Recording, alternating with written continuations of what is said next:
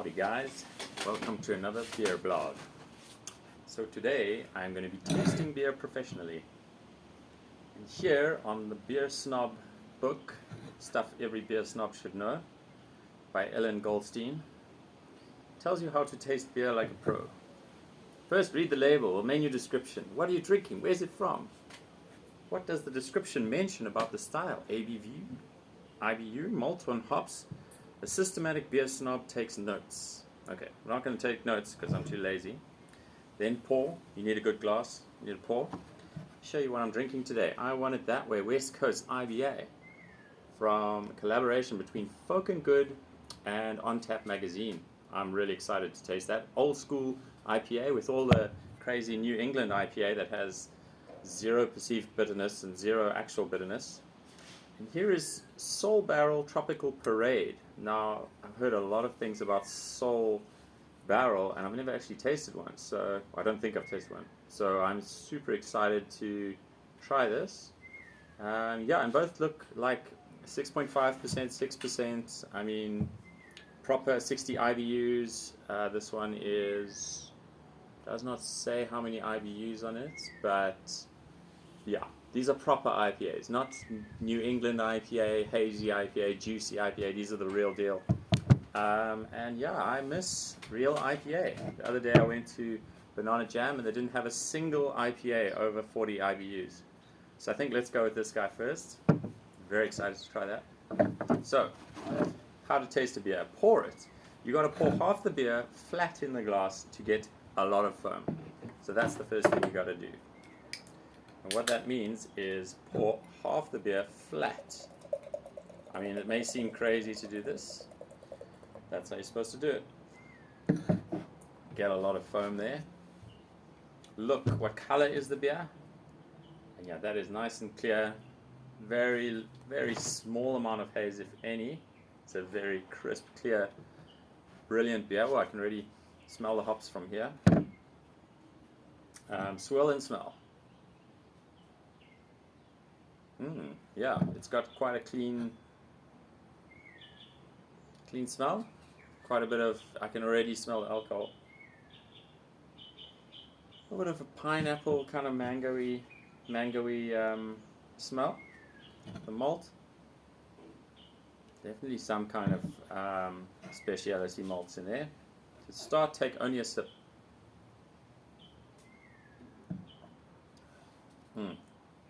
You've been waiting for this moment since you bought the beer. Don't rush it. Swish the beer around in your mouth.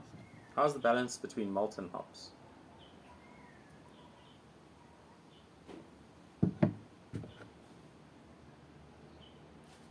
It's very good. The balance is really good. It's very fresh. My most important thing is I cannot handle any oxidation in beer and sherry notes in beer. So this one's got quite a nice malty backbone, but it's still very crisp and very clear, very nice. Let's see if we notice a point where the maltiness, where this taste switches from maltiness to bitterness.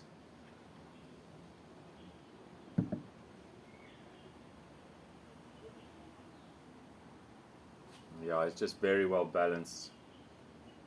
It kind of just holds, the maltiness kind of holds off the balance, the bitterness. And what are the non-flavor aspects of the beer? What's the mouthfeel? So the mouthfeel of this is quite heavy.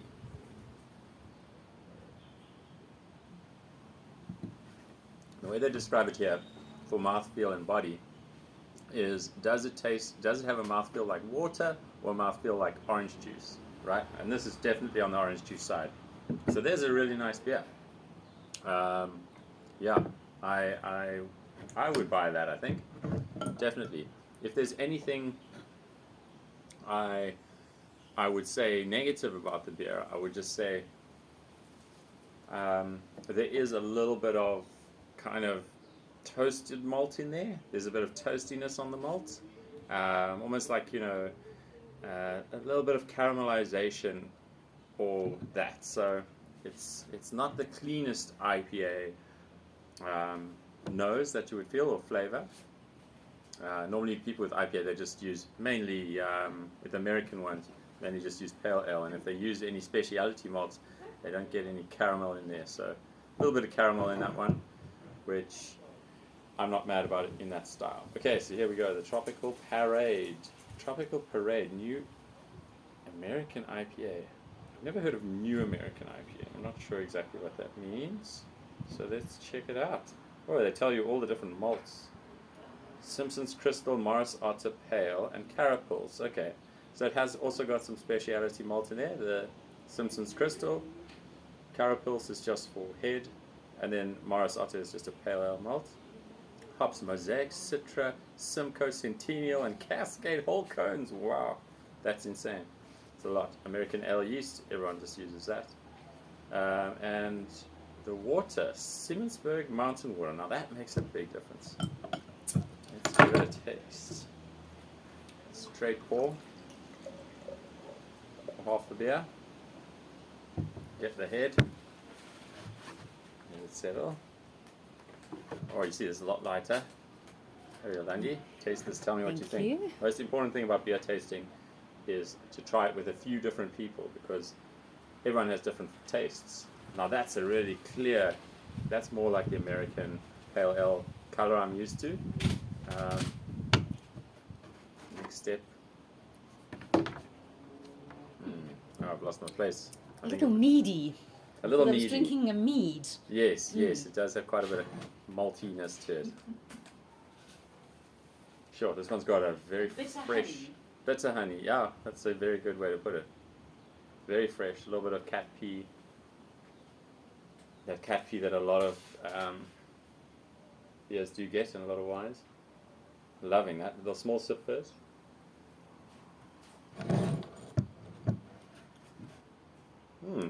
Wow, yeah. Packed with these fruity flavors like pineapple and that sort of thing. Very malty. Not as much bitterness. You definitely do not taste 60 IBUs on this stuff. Let's check it out again. How to taste a beer. I've lost it again. Excellent book about beer, by the way.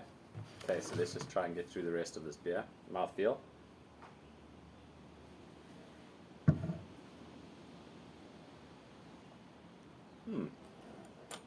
Very nice. Very, very nice indeed. It's very heavy-bodied, full-bodied. You want to taste this beer, Lance? Thanks, Johns. Yeah, decent, decent. I love both these beers. Once again, yeah, I'm someone who just doesn't like a lot of caramelly flavors in my IPA.